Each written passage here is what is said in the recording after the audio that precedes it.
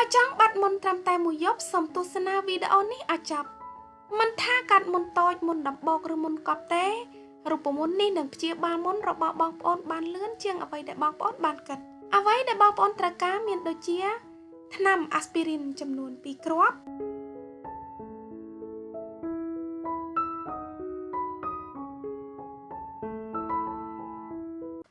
ឥឡូវនេះយើងត្រូវបំបែកថ្នាំអាស្ពីរីនឲ្យម៉ត់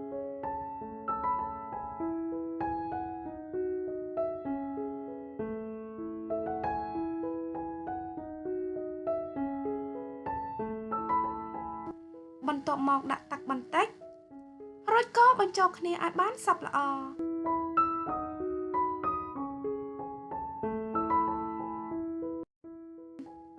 របៀបប្រើប្រាស់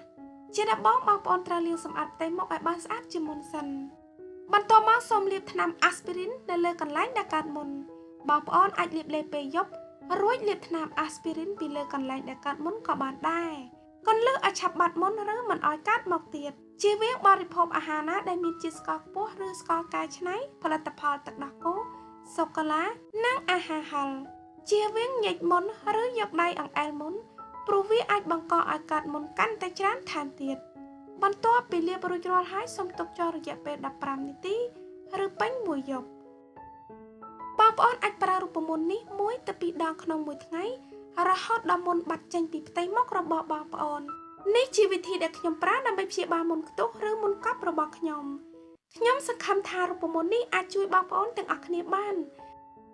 ប្រសិនបើបងប្អូនចង់បានរូបមន្តបំបត្តិមុនបន្ថែមទៀតសូម comment ខាងក្រោមអរគុណច្រើនសម្រាប់ការទស្សនាសូមជួបតែសំណាងល្អ